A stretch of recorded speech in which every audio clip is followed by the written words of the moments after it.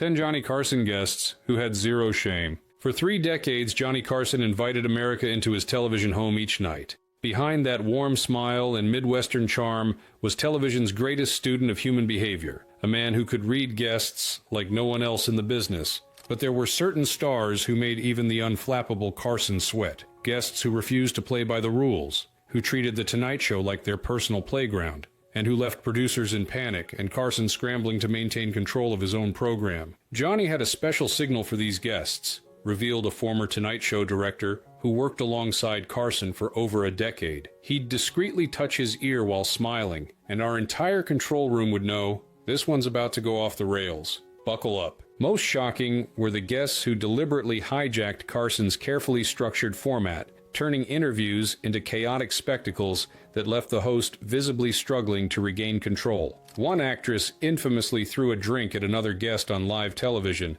while another celebrity's unhinged behavior prompted Carson to abandon the interview entirely and cut to commercial, a nearly unprecedented move in his disciplined career. Tonight, we're revealing the 10 guests who pushed Carson to his absolute limits, the boundary breakers and chaos creators who demonstrated what happened when celebrities decided that shame was simply something that happened to other people. But first, we need to understand the woman who didn't just break Carson's rhythm. She shattered it completely and occasionally reduced America's most controlled television host to a man desperately searching for an exit strategy. We're both in the board of directors of the Actors Studio. We know each other a long time. Shelley Winters, the Hurricane in Pearls. When Shelley Winters appeared on The Tonight Show, control left the building. The 2-time Academy Award winner approached television interviews like natural disasters, approached coastlines, with unstoppable force and zero concern for what got damaged along the way. She didn't just steal the spotlight, she lit it on fire, recalled a camera operator who worked many of her appearances. Most guests followed Johnny's lead, respecting the format, understanding the give and take of a talk show interview. Shelley treated the interview format like a suggestion that didn't particularly apply to her. Before Winters even reached the set, the backstage energy would shift. Production assistants would whisper warnings to each other. Makeup artists would draw straws to see who had to work with her. The guests scheduled to appear after Winters would often find their segment dramatically shortened or even bumped entirely, casualties of what staff called the Winters time vortex. Johnny would glance at his watch 3 minutes into her segment and realize with horror that they were already 15 minutes behind schedule, explained a Tonight Show writer. Her stories had stories. Her digressions had digressions. It was like watching someone navigate a maze blindfolded. You never knew where she was going, and neither did she. What made Winters particularly challenging wasn't just her disregard for television timing, but her complete comfort with creating uncomfortable situations. Where most celebrities carefully avoided controversy, Winters seemed drawn to it, making political statements, calling out other stars by name, and occasionally sharing intimate personal details that left Carson visibly searching for a safe transition. Most guests feared awkward silences above all else, noted the writer. Shelley created them deliberately. She'd drop a bombshell statement and then just sit back, watching Johnny scramble to react. It was like she enjoyed the 5 seconds of panic that flashed across his face before his professional instincts kicked in. The infamous purse incidents became a running concern for producers. Winters would arrive carrying an oversized handbag that functioned as a prop department for her chaotic performances.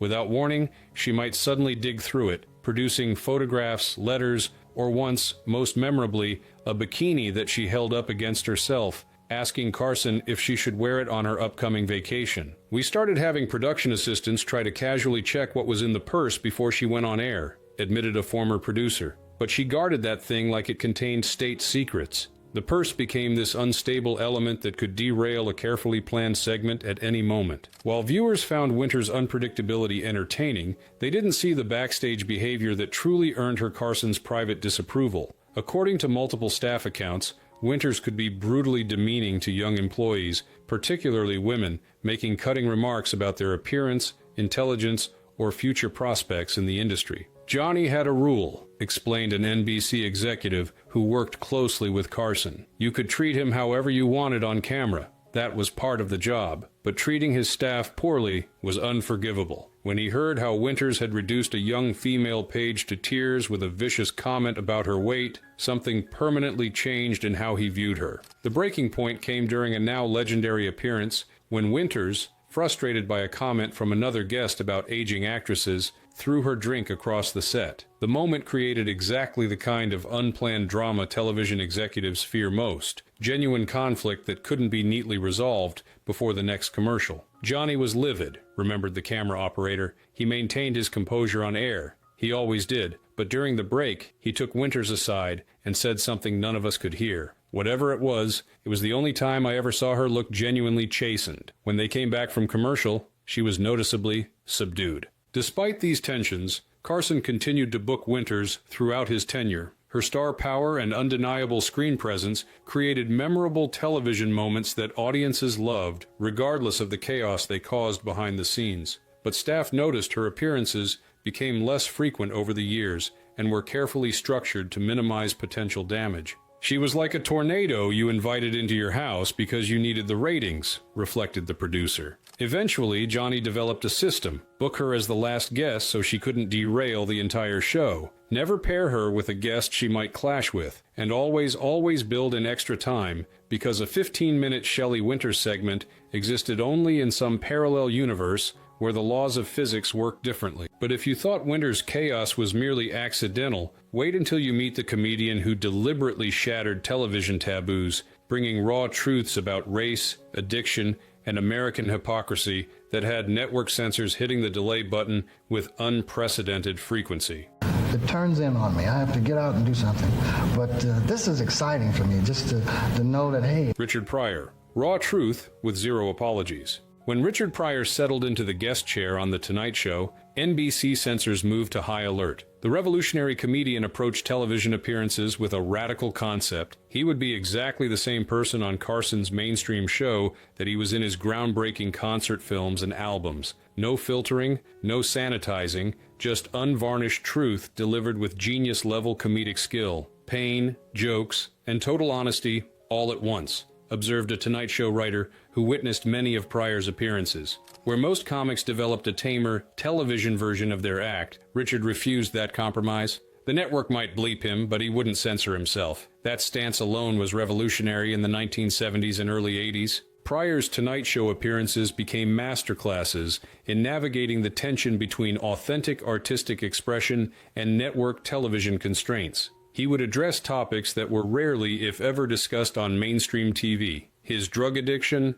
his multiple marriages, his troubled childhood, and most significantly, his unfiltered observations about race in America. The network executives would have these pre-appearance meetings where they'd establish boundaries for Richard's segments, recalled an NBC Standards and Practices representative from that era. It was almost comical. They'd create these elaborate guidelines, Johnny would dutifully communicate them, and then Richard would walk out and immediately, casually step across every line they'd drawn. Not maliciously, he just couldn't be anything other than completely himself. Perhaps the most shocking demonstration of Pryor's zero-shame approach came during a 1980 appearance following the freebasing accident that had left him severely burned, an incident widely reported as a suicide attempt. Where most celebrities would have avoided the subject entirely or offered a sanitized explanation, Pryor addressed it head-on with his characteristic brutal honesty. He sat down and said to Johnny, "You know what I learned?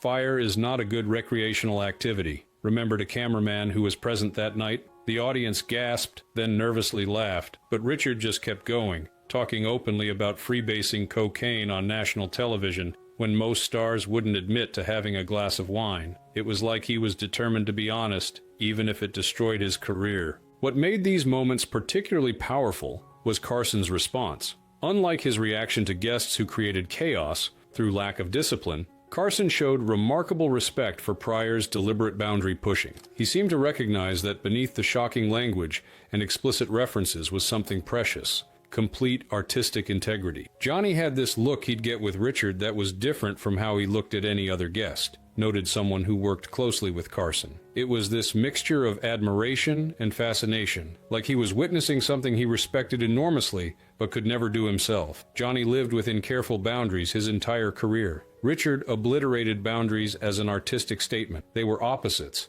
Yet Johnny clearly revered Richard's freedom. This respect was evident in how Carson handled the network pressure that inevitably followed Pryor's more controversial appearances. When executives complained about language or subject matter, Carson would reportedly defend Pryor vigorously, arguing that his artistic importance transcended conventional standards of appropriateness. After one particularly raw appearance, a senior NBC executive called Johnny directly to complain, revealed a producer who witnessed the aftermath. Johnny listened politely, then simply said, "He's the most important comedian of his generation. If you want him on the show, you get all of him. If that's a problem, I understand, but I won't ask him to be less than he is." The matter was dropped. What viewers at home couldn't fully appreciate was how Pryor's refusal to shame extended beyond just language and subject matter to a deeper authenticity about his own struggles. At a time when celebrities carefully managed their public images, Pryor spoke about his addiction not as a conquered past problem, but as an ongoing battle, sometimes won, sometimes lost. He'd talk about getting high the previous weekend or struggling with sobriety that very day, the writer continued. There was no pretense of having everything figured out, no performative recovery story with a neat bow on it. Just raw, sometimes uncomfortable honesty about how hard it was to be Richard Pryor on any given day. For early 1980s television, that level of authenticity was nearly revolutionary. Carson's willingness to provide a platform for Pryor's unfiltered voice represented a significant evolution in mainstream television. By treating Pryor with evident respect, rather than as a shocking novelty, Carson helped legitimize a more honest approach to difficult subjects that had previously been considered inappropriate for network TV. Johnny understood what Richard was doing wasn't just pushing boundaries for shock value, observed a television historian who has studied both men's careers. He recognized that Pryor was using comedy to tell deeper truths about American society, race relations, and human frailty. By giving that voice a mainstream platform without demanding it be diluted, Carson played an important role in expanding what was possible on television. While Pryor used his shamelessness to reveal painful truths, our next guest had mastered a very different art, transforming scandal itself into a carefully calculated brand, decades before reality television made this a common career strategy.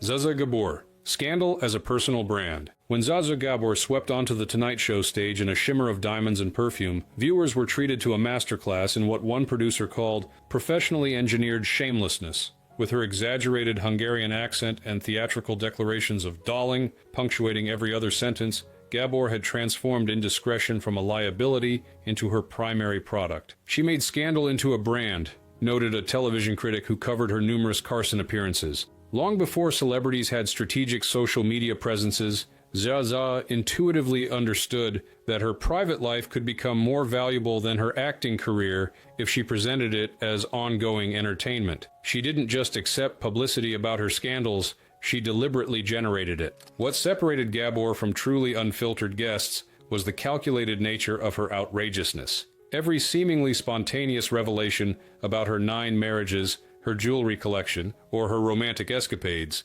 was in fact a carefully crafted performance designed to maintain her celebrity status despite a waning acting career. She would arrive with a mental list of outrageous things she planned to say, revealed a Tonight Show booking agent who handled many of her appearances. She knew exactly which anecdotes would generate headlines the next day, the particular ex-husband she would skewer, the specific celebrity she would claim had pursued her romantically. None of it was truly spontaneous, but she created the perfect illusion of unplanned candor. Carson recognized this performance aspect of Gabor's persona and became her perfect foil, reacting with exaggerated shock to revelations he knew were coming, while giving the audience subtle winks that acknowledged the game they were both playing. It created a form of meta-entertainment, Gabor pretending to be spontaneously indiscreet, while Carson pretended to be surprised by it. Johnny understood exactly what she was doing and played along perfectly, observed a cameraman who worked many of her appearances. He would act shocked at her revelations while giving the audience knowing looks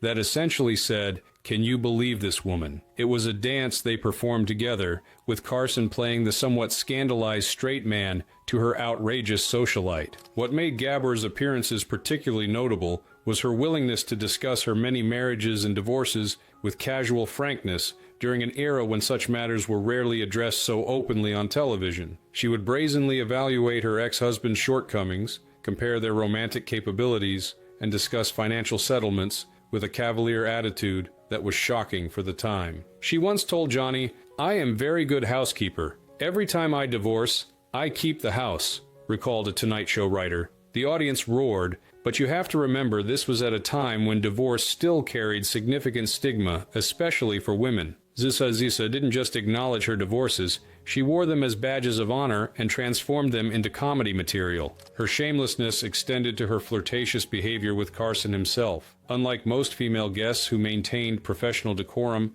Gabor would openly flirt with the host, touching his arm, commenting on his appearance, and suggesting romantic possibilities had they met under different circumstances. She would lean in close, look him directly in the eyes, and say something like, "Johnny Darlink, if I were 30 years younger, your wife would have serious problems," remembered a production assistant. Carson would get this half-embarrassed, half-delighted look that was priceless. He clearly enjoyed the performance while recognizing it was exactly that, a performance. Behind Gabor's carefully constructed frivolity lay a shrewd understanding of celebrity economics. At a time when aging actresses were typically discarded by Hollywood, she had created a persona that actually became more valuable with each passing year and each additional scandal. Her apparent shamelessness was, in reality, a brilliant business strategy that kept her relevant and employed long after her conventional acting career had ended. She turned having no shame into a marketable commodity, reflected a Hollywood historian familiar with Gabor's career.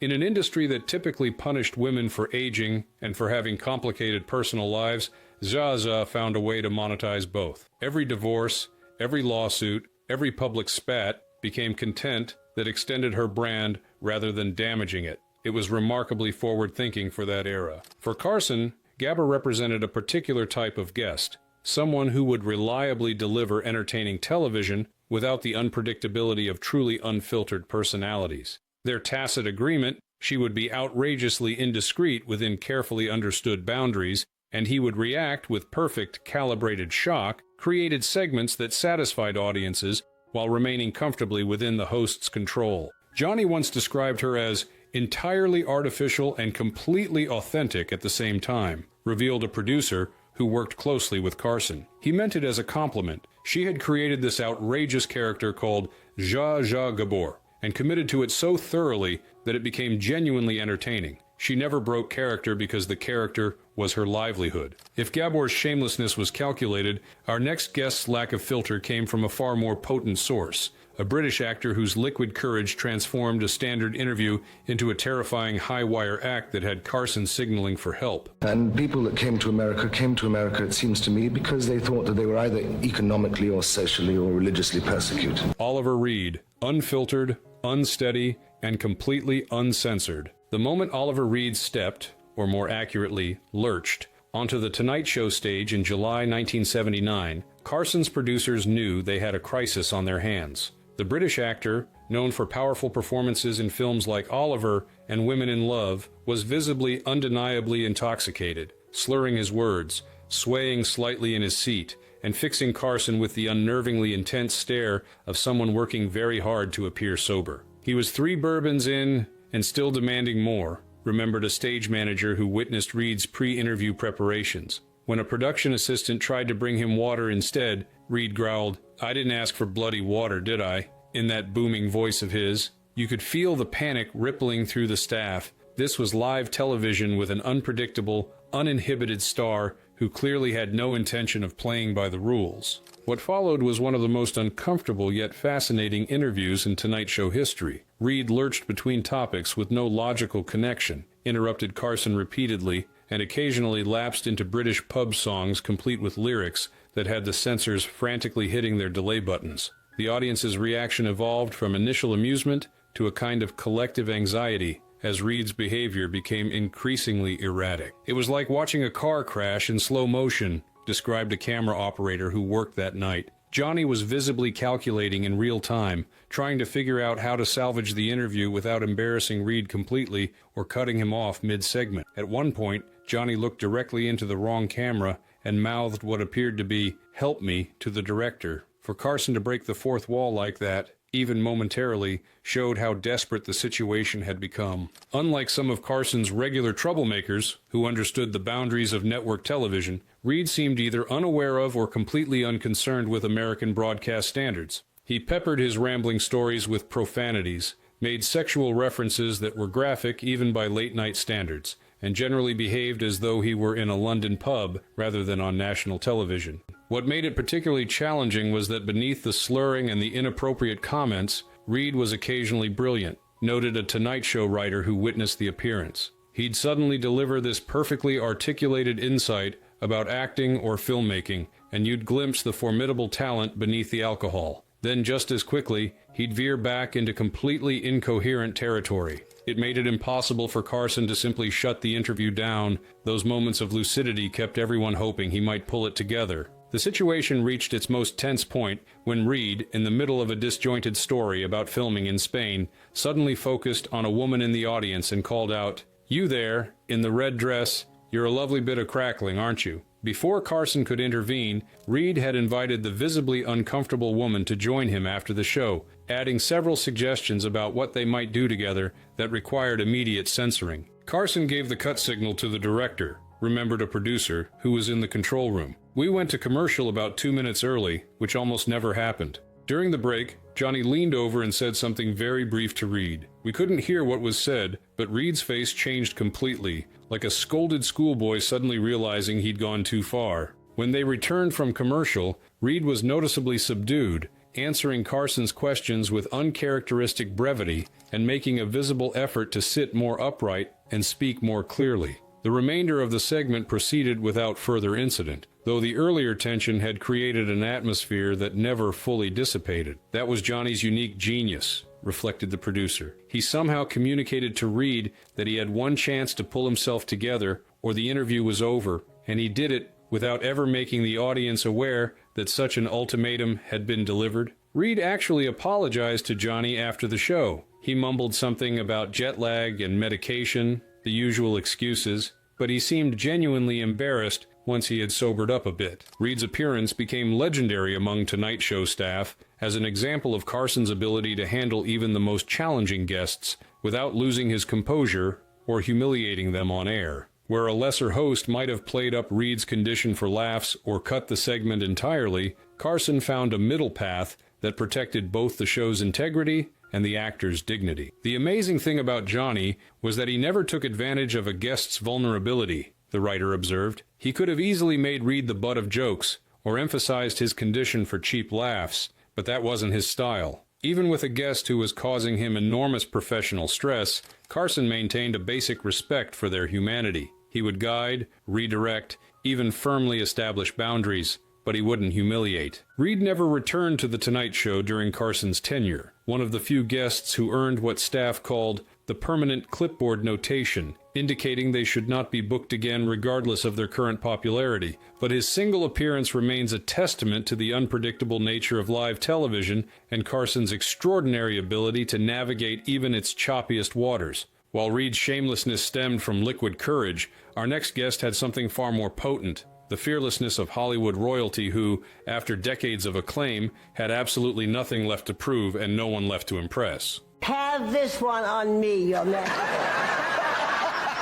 Bette Davis, Hollywood royalty with nothing left to lose. When Bette Davis settled regally into the guest chair on The Tonight Show, cigarette holder poised between her fingers like a conductor's baton, the atmosphere in Studio One transformed. This wasn't just another celebrity promoting their latest project. This was Hollywood royalty deigning to share her unfiltered thoughts with the commoners. And share them she did, with a candor that frequently left Carson speechless and network executives reaching for antacid tablets. She had nothing left to prove, and she proved that out loud, observed a Tonight Show writer who witnessed many of her appearances. With 2 Academy Awards, decades of acclaimed performances, and a secure place in Hollywood history, Davis had reached that magical place in her career where she could say absolutely anything without fear of consequences. And boy, did she take advantage of that freedom. Unlike younger stars still building their careers and maintaining industry relationships, Davis had zero interest in the niceties of promotional appearances.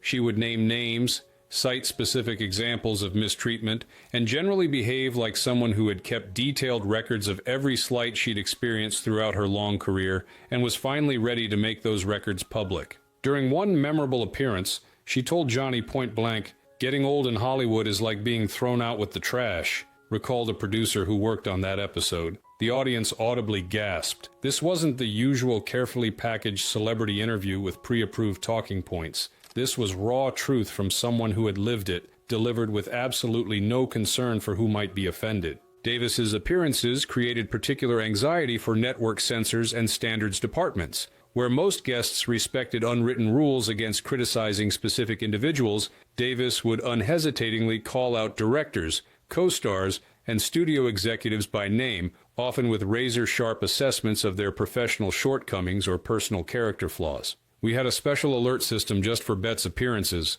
revealed a former NBC Standards and Practices executive. "If she started a sentence with, 'Let me tell you about that bastard,' or 'I worked with an absolute fool named,' the director knew to be ready with a quick cut to Johnny's reaction to give us time to assess whether we needed to censor the upcoming comment. She knew exactly what she was doing. You could see that slight smile when she knew she'd made the censors nervous." What made Davis particularly effective as a truth-teller was her complete lack of desperation for approval. Unlike many celebrities who softened their criticisms with humor or qualified them to seem less harsh, Davis delivered her unvarnished opinions with the serene confidence of someone who had thoroughly considered her position and was entirely comfortable standing behind it, regardless of the reaction. You never got the sense she was being provocative for attention or saying outrageous things to generate headlines, noted a television critic who covered many of her Carson appearances. These were the considered judgments of someone who had spent decades observing the business from the inside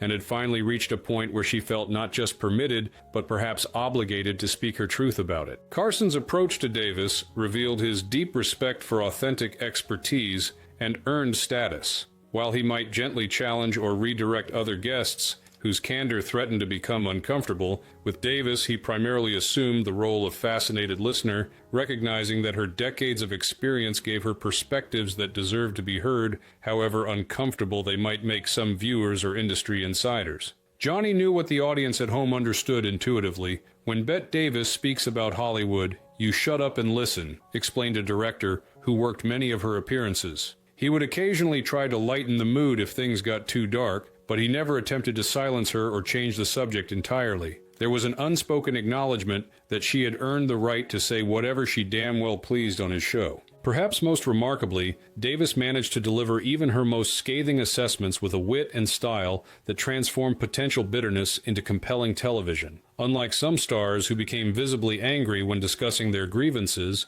Davis maintained a regal composure that made her criticisms all the more devastating for being delivered with such apparent ease. She once described a famous director, whom she did name, though I won't, as a man who mistook having a camera for having talent, recalled the writer. It was absolutely brutal, but delivered with such perfect timing and that distinctive Davis intonation that the audience actually applauded. She could eviscerate someone's entire career in a single, perfectly constructed sentence. Davis's appearances on The Tonight Show serve as fascinating documents of a particular type of celebrity candor, not the impulsive oversharing of youth or the boundary pushing of countercultural figures, but the measured, considered truth-telling of someone who had survived the entire arc of fame and emerged with her perspective intact and her priorities clarified. By the time she was appearing regularly on Carson, Bette had reached what I think of as the magnificent honesty phase of her career, reflected the critic. She had weathered both spectacular success and painful failure. She had been idolized and discarded, celebrated and forgotten. That journey gave her insights that were simply unavailable to younger stars, and unlike many of her contemporaries, she felt an obligation to share those insights rather than maintaining the industry's comfortable illusions. While Davis attacked Hollywood's sacred cows without mercy, our next guest did something even more dangerous. He turned America's most powerful TV host into his personal comedic punching bag right to his face. Whatever that means. But Ed, I know and you know that someday he can't live forever, and I saw the x-rays a week.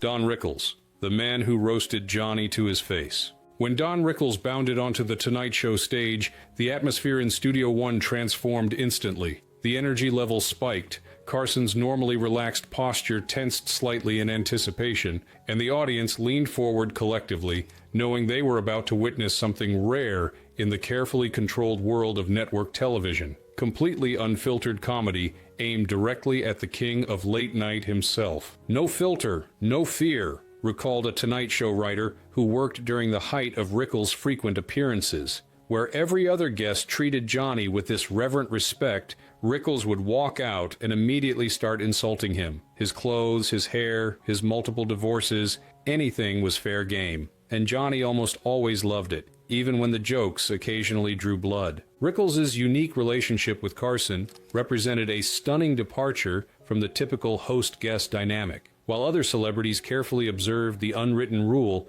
that Carson was there to gently tease them rather than become the target himself, Rickles completely inverted this power structure from the moment he appeared. He'd come out, ignore Johnny's prepared questions, and launch right into, "Look at you with that awful suit. What is that, Johnny? Did you mug a game show host on your way to work?" remembered a camera operator who worked many of Rickles' appearances. The audience would gasp and then roar with laughter, partly at the joke itself, but also at the sheer audacity of anyone speaking to Carson that way on his own show. What made these exchanges work was the genuine friendship and mutual respect between the two men that underlay the seemingly brutal comedy. Carson understood that Rickles' insults were a form of affection, the comedian's unique way of acknowledging their special relationship, and the rare permission he had been granted to treat television's most powerful host as just another target. Carson used to say, "If Don isn't insulting you, that's when you should worry," explained a producer who worked closely with both men. Johnny recognized that being roasted by Rickles was actually a sign of respect. Don didn't bother with people he didn't consider worthy of his particular brand of attention. Being called a hockey puck by Rickles meant you were important enough to merit his best material. This understanding didn't mean Carson was entirely immune to feeling the sting when Rickles occasionally crossed into genuinely sensitive territory. Certain topics, particularly Carson's multiple divorces and his sometimes distant relationship with his children, were generally considered off-limits, even for Rickles. On the rare occasions when the comedian ventured into these areas, those who knew Carson well could detect a subtle cooling in his reaction. There was one appearance where Don made a particularly pointed joke about alimony payments, right after Johnny's third divorce had been finalized, the producer recalled. Johnny laughed, because he always laughed at Rickles' jokes publicly, but those of us who knew him well could see that little tightening around his eyes that meant the joke had hit a nerve. During the commercial break, Johnny leaned over and very quietly said something to Don. We couldn't hear what was said, but Rickles noticeably avoided that topic for the rest of the segment. These rare moments of tension never derailed the fundamental chemistry between the two men, however. Unlike his reaction to other guests who might accidentally touch a sensitive subject, Carson never held these occasional missteps against Rickles, recognizing them as the inevitable risk of the unique comedic freedom he had granted his friend. He roasted people to their face, and they begged for more, observed a fellow comedian who studied Rickles' technique. That was his particular genius. He could say things to people that would get anyone else punched in the face, but he delivered the insults with such obvious affection that the targets not only accepted them, but felt honored to be included. With Johnny, that dynamic reached its perfect expression, the most powerful man in television voluntarily becoming a punchline for his friend's comedy. What viewers at home didn't always appreciate was how carefully Rickles actually calibrated his performances on The Tonight Show. While his comedy appeared to be completely spontaneous and unfiltered, he was acutely aware of the limitations of network television and skillfully adapted his notoriously profane nightclub act to fit within those constraints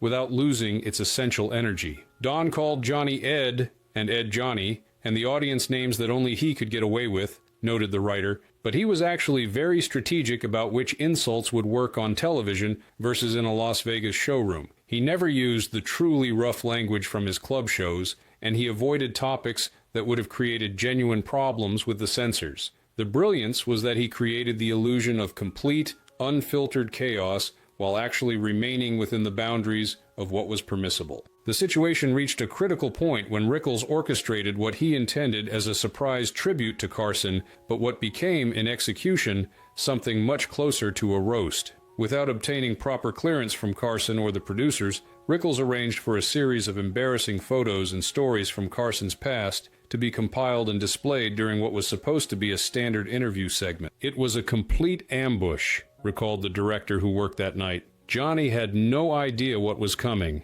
and suddenly he's watching Rickles present material that was far more personal and pointed than anything we would have approved in advance. You could see him processing in real time, trying to be a good sport while also feeling genuinely blindsided by someone he considered a friend. According to multiple staff accounts, Carson was uncharacteristically quiet during the commercial break following this segment. When Rickles attempted to gauge his reaction, Carson reportedly said simply, "That wasn't funny, Don. That was mean." It was one of the few times staff had ever heard Carson directly criticize a guest's performance to their face. "For a few days after that incident, we genuinely thought Rickles might be permanently banned," admitted a talent coordinator. Johnny was that upset about it. It wasn't just the content of the surprise, it was the violation of trust. Carson ran a tightly controlled show, and Rickles had essentially hijacked it without permission to deliver material that crossed personal boundaries Johnny had clearly established. What saved Rickles from permanent exile was the genuine friendship that existed beneath the professional tension. Unlike some guests who Carson disliked on a fundamental level, his issues with Rickles were specific to certain behaviors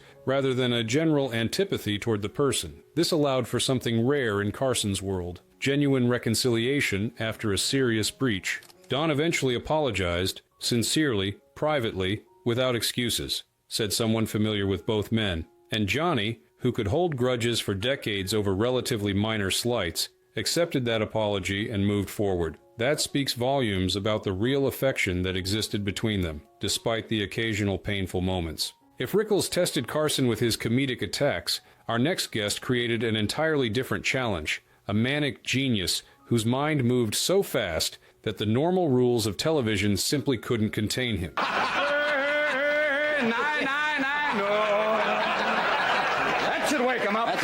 Robin Williams, the uncontainable comedic force. When Robin Williams exploded onto the Tonight Show stage, the carefully crafted structure of television's most controlled talk show instantly dissolved into glorious chaos. Unlike guests whose shamelessness manifested in shocking revelations or boundary-pushing comments, Williams represented a different kind of uncontainable energy, a volcanic eruption of pure comedic inspiration that simply could not be contained within the normal constraints of a television interview. Not shameful, but completely uncontainable, observed a Tonight Show director who worked many of Williams's appearances. Most guests would sit politely, answer questions, maybe tell a prepared anecdote. Robin would physically transform the set into his own universe. He'd take over the interview, jump on furniture, imitate Carson, and create this parallel reality that operated by completely different rules than normal television. What made Williams unique among Carson's guests was his absolute commitment to following his comedic instincts wherever they led, regardless of time constraints, planned segments,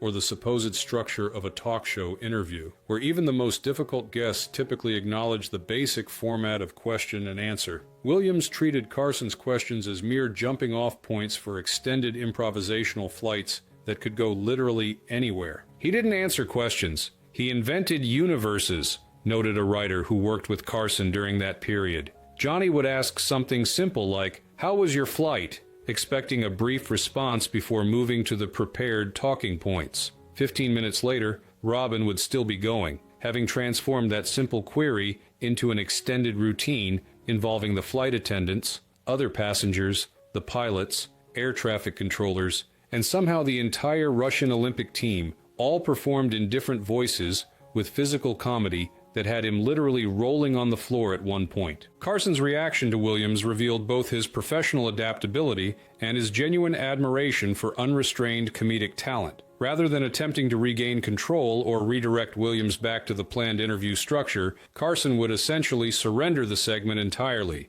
transforming himself from host to delighted audience member, content to occasionally feed Williams a new premise when the current improvisation began to wind down. He took over the interviews, jumped on furniture, imitated Carson, and ignored every question, the director continued. And Johnny absolutely loved it. You could see this childlike delight on his face during Robin's appearances, this sense of, "I have no idea what's going to happen next," and that's wonderful. It was one of the few times you'd see Carson completely relinquish control of his show and just enjoy the ride. This surrender was particularly remarkable given Carson's usually firm hand on the show's rudder. For a host known for his precise timing and carefully measured responses, the decision to essentially hand over the reins to Williams' chaotic brilliance represented an unusual recognition that sometimes the most entertaining television comes from abandoning structure altogether. The control room would basically go into what we called Robin mode when he was on, revealed a technical director who worked the show.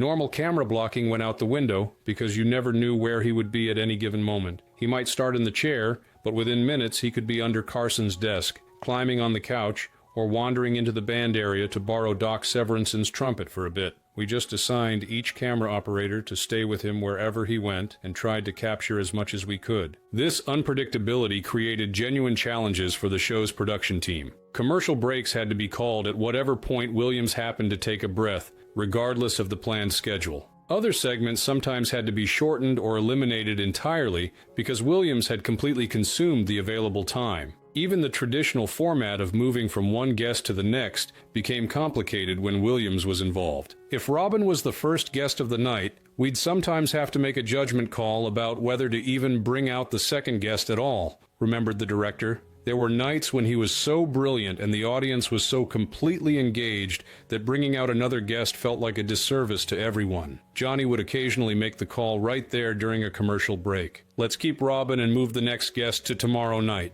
That almost never happened with anyone else. What made Williams's appearances particularly remarkable was how he could transform even Carson's occasional attempts to regain control into new comedic opportunities. If Johnny tried to steer the conversation back to a planned topic or ask about Williams' current projects, the comedian would acknowledge the question for exactly one sentence before spinning off in an entirely new direction, often incorporating Carson's attempt at structure into his new improvisational run. There was this brilliant meta quality to how Robin handled Johnny's occasional efforts to get the interview back on track, observed the writer. He'd say something like, "Yes, the movie opens Friday, but speaking of Friday, did you ever notice how Friday in Moscow feels like Tuesday in a blender with Richard Nixon's left eyebrow?" And suddenly we're off on another completely unrelated 5-minute routine about Cold War politics, performed as a blender with Nixon's facial features. Johnny would just shake his head and laugh,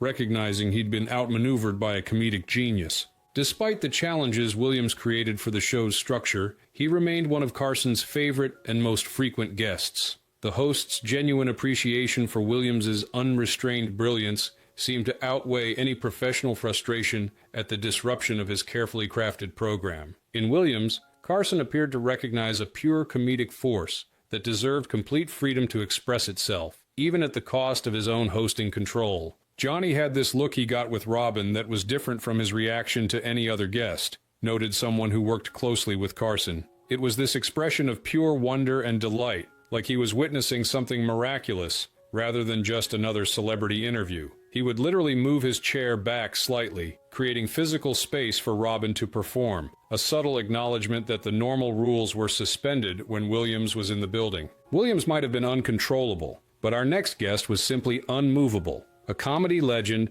who would rather walk off the set than compromise his authentic self for network television rules. Red Fox, uncompromising authenticity without apologies. When Red Fox settled his compact frame into the guest chair on The Tonight Show, viewers witnessed something rarely seen in the polished world of network television: complete unfiltered authenticity from a performer who had spent decades developing his voice in venues far removed from mainstream America's living rooms. The star of Sanford and Son brought to Carson's couch the same uncompromising attitude that had made him a legend in black comedy clubs long before white America discovered him through television. "Refuse to tone it down," explained a Tonight Show booker who worked during Fox's appearances in the 1970s. Most performers understood that television required a more sanitized version of their club act. Red approached Carson's show with the attitude that he'd earned the right to be exactly who he was, regardless of medium. He wasn't deliberately provocative. He simply refused to present a version of himself that wasn't authentic, even if that created challenges for network television. This authenticity manifested in several ways that made Fox's appearances memorable and occasionally troublesome for the production team. Most immediately noticeable was his language, which remained considerably more colorful than the typical Tonight Show guest, despite the obvious constraints of broadcast standards. While Fox avoided the explicit profanity of his nightclub routines, He retained a bluntness in discussing sensitive topics that frequently had the censors hovering nervously over their delay buttons. He showed up when he wanted and left when he felt like it, noted the writer. There was this famous incident in 1975 when he lit a cigarette during a commercial break and was told by a production assistant that he couldn't smoke on camera when they came back from commercial. Red looked at the PA, then at Carson, and said, "I'm a grown man who smokes. That's who I am. If you don't want that on your show, I'll leave." And when they couldn't find a compromise, he actually did stand up, thank Johnny politely, and walk off the set. It wasn't angry or dramatic, just a matter-of-fact refusal to present a version of himself that wasn't authentic. While this incident might have ended some celebrity's relationship with The Tonight Show, Carson's respect for Fox's integrity actually seemed to increase after this demonstration of his principles. Fox returned to the show multiple times in subsequent years, and a subtle accommodation was eventually reached. While he still couldn't smoke on camera, the commercial break smoking restrictions were relaxed, and camera operators were instructed to avoid shots that would show the ashtray that was now provided at his request. Beyond language and specific behaviors like smoking, Fox brought to The Tonight Show a perspective on American society that was rarely represented in mainstream television of that era. As a black performer who had experienced decades of segregation, discrimination, and the complexities of race in America, Fox occasionally addressed topics that made network executives deeply uncomfortable, but that Carson seemed to recognize as valuable precisely because they were so rarely discussed on national television. Johnny had enormous respect for Red's life experience and perspective, observed the booker. Where some hosts might have nervously changed the subject when Fox began discussing racial issues too directly, Carson would often lean in, asking follow-up questions that allowed Red to expand on his observations. It was a remarkable example of Carson using his platform to amplify voices that weren't typically heard in mainstream media at that time. Behind Fox's occasional difficult moments was a fundamental integrity that even those who found him challenging had to respect. Unlike guests who created problems through substance issues or deliberately provocative behavior, Fox's uncompromising approach stemmed from a hard-earned belief in his right to present himself authentically after decades of being forced to accommodate others' expectations. There was something deeply admirable about his refusal to create a more palatable version of himself for white television audiences, reflected the writer. He had spent too many years adjusting his art and his presence to make white audiences comfortable,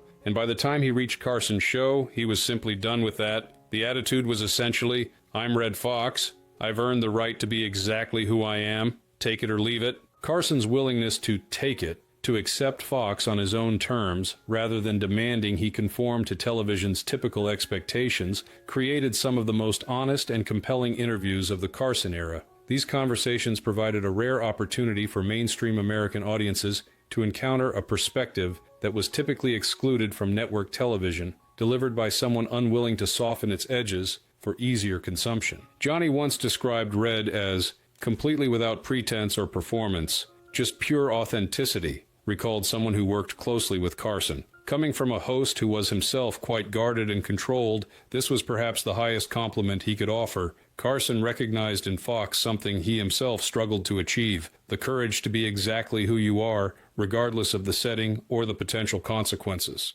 While Fox refused to compromise his authenticity, our next guest was deliberately provoking America's favorite host, a young pop star determined to shock Carson's comfortable middle American world. I don't know. I never thought about doing one, but I figured if I was going to present myself as a virgin to anyone, it should be you. Madonna, the material girl who shocked America's host. When Madonna made her first appearance on The Tonight Show in 1987, she arrived not as a nervous newcomer grateful for the exposure, but as a cultural provocateur determined to shake up Carson's comfortable middle American institution. Fresh off her controversial Who's That Girl tour, and at the height of her boundary-pushing phase, Madonna seemed less interested in promoting her latest projects than in testing how far she could push network television's boundaries. Her first appearance included sexual jokes, cursing, and taunting Johnny, remembered a production assistant who worked that night. NBC bleeped several lines, but she just laughed and kept going. She didn't care about approval, just attention. Unlike the older guests on our list who had earned their candor through decades in the business, Madonna's shamelessness was a deliberately crafted component of her artistic persona, a calculated strategy to position herself as an agent of cultural disruption, challenging the established norms that Carson's show represented. What made her appearance so jarring was the generational clash it represented, observed a cultural critic who studied Madonna's career. Carson embodied a certain kind of mid-century entertainment value system, polite, controlled, subtly suggestive but never explicit. Madonna represented the demolition of those very boundaries. She wasn't just pushing against Carson's format, she was challenging the entire cultural paradigm he represented. This approach created fascinating television as Carson, always the consummate professional, attempted to maintain his usual charming control, while Madonna deliberately threw obstacle after obstacle in his path. Where Johnny typically established easy rapport with guests through gentle humor, Madonna maintained a provocative edge throughout their interaction, challenging his questions and making explicitly sexual references that left him momentarily speechless. There was this moment where he asked a fairly innocent question about her tour, and she responded with a double entendre so blatant that Carson actually blushed, recalled the production assistant. The audience gasped, then roared with laughter. You could almost see Madonna mentally checking a box. Mission accomplished. She had managed to fluster the unflappable Johnny Carson. What made the appearance particularly notable was Madonna's complete comfort with the awkward silences that followed her more provocative statements. Where most guests would nervously fill a shocked pause with clarification or backtracking, she would simply maintain eye contact with Carson, a slight smile playing at the corners of her mouth, clearly enjoying the momentary discomfort her words had created. Most celebrities feared awkward silences above all else, noted a television critic who covered the appearance. Madonna weaponized them. She understood that those uncomfortable pauses after a shocking statement were when viewers leaned in closest, when the energy of the interview peaked. She wasn't just comfortable with those moments, she deliberately engineered them. Behind the scenes, the appearance created considerable tension among the network censors and standards department. Madonna's deliberately provocative language forced them to make real-time decisions about what could air in the late-night time slot, resulting in several noticeable bleeps that themselves became part of the interview's controversial nature. The standards team was in absolute panic mode, revealed a former NBC executive who was present that night. They were hitting the delay button so often that it became almost comical, which I suspect was exactly what Madonna intended. Each bleep just emphasized what she was doing, turning the censorship itself into part of the performance. She was essentially forcing the network to become an unwitting participant in her boundary pushing. Carson, who had built his career on making guests feel comfortable enough to reveal themselves, found himself in the unusual position of being the one thrown off balance. His typical interviewing strategy of gentle guidance and supportive responses proved largely ineffective with a guest who had arrived with her own agenda and wasn't particularly interested in playing by the established rules of the talk show format. Johnny tried his usual approach of charming deflection when things got too risque, but Madonna would just push right past it and return to whatever provocative topic he was trying to move away from, the executive continued. If he tried to change the subject after a sexual reference, she'd say something like, "Oh, does that make you uncomfortable, Johnny?" turning his discomfort into the new topic. Despite the challenges her appearance created, Carson maintained his professional composure throughout, demonstrating the adaptability that had made him television's preeminent host for decades. Rather than becoming visibly frustrated or attempting to regain complete control, he shifted into what staff referred to as his hurricane management mode, letting the force of nature run its course, while ensuring the segment stayed entertaining for the audience at home. She didn't shame herself, she shamed the system's prudishness, reflected the critic. That was the brilliance of Madonna's approach. By saying things that required censorship, she exposed the boundaries themselves as the actual issue. It wasn't that she had no shame, it was that she deliberately rejected the idea that certain topics should be shameful in the first place. If Madonna's provocations were calculated, our final guest's candor came from a much darker place. A brilliant literary mind gradually surrendering to his demons in prime time. What I originally wanted to be when I was a child, I was mad about vaudeville and tap dances.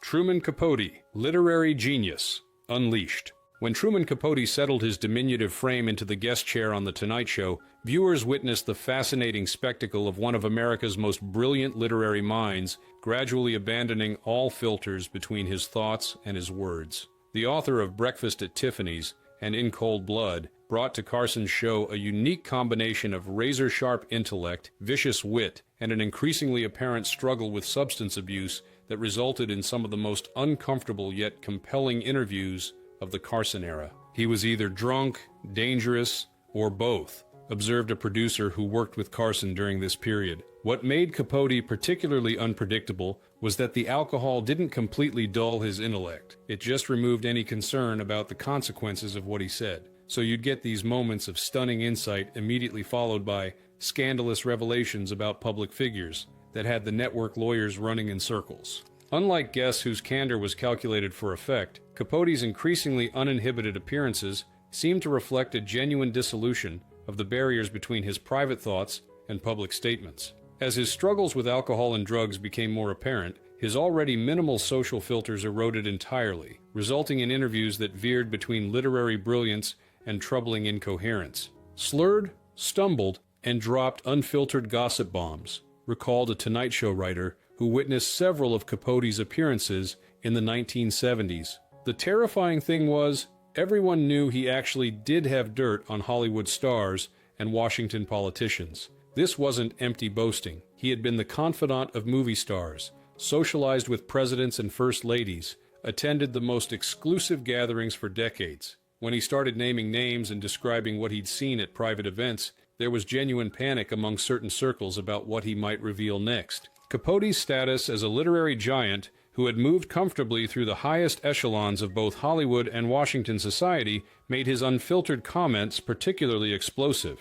Unlike gossip columnists trading in secondhand rumors, Capote had actually attended the private parties, visited the secluded homes, and witnessed firsthand the private behavior of many of America's most powerful and famous figures. Carson's approach to handling Capote evolved as the author's condition deteriorated over the years. In earlier appearances, when Capote was still at the height of his literary powers, Carson engaged him in genuinely substantive conversations about writing, fame, and American culture. As Capote's struggles became more apparent, Carson shifted to a more protective interviewing style, gently guiding him away from his most self-destructive tangents while still allowing his brilliance to shine through when possible. Johnny had enormous respect for Capote's talent, explained someone who worked closely with Carson. Even when Truman was clearly impaired, Johnny would try to find moments to steer the conversation toward literature or writing, areas where Capote could still display the genius that had made him famous in the first place. It was like watching someone try to find small islands of lucidity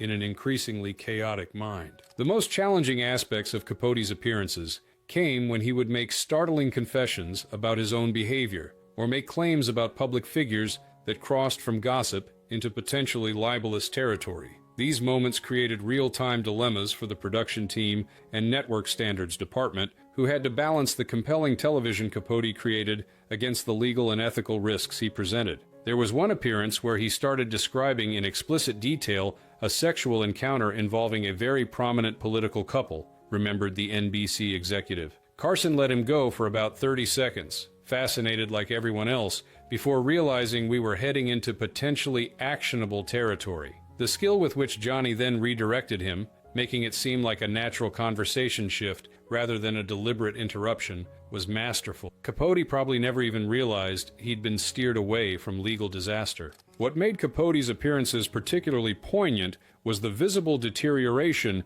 of his once towering talent over successive bookings. Viewers who had followed his career could track the gradual decline of one of America's most brilliant literary minds through his Tonight Show appearances, watching as his trademark wit became more erratic and his insights more scattered. It was like watching a supernova in slow motion, reflected the writer. This extraordinary talent gradually burning itself out right before your eyes. You'd still get these flashes of the old Capote brilliance, a perfectly phrased observation or a devastatingly witty assessment of some cultural phenomenon, but they'd be embedded in increasingly disjointed rambling. It was simultaneously fascinating and heartbreaking. For Carson, who prided himself on presenting guests in their best light, Capote presented a unique challenge: how to showcase a genuine literary genius whose self-destructive behavior threatened to overwhelm his talent. The solution Carson found was to treat Capote with unfailing respect for his achievements, while gently establishing boundaries around his most problematic tendencies. Johnny never treated him as a joke or a cautionary tale, noted someone who knew both men. Even at his most impaired, Capote was always introduced with references to his literary accomplishments, always addressed as a serious artist first and a personality second. Carson seemed to understand that beneath the increasingly troubled exterior was a writer who had genuinely changed American literature, and that primary identity deserved respect regardless of his current condition.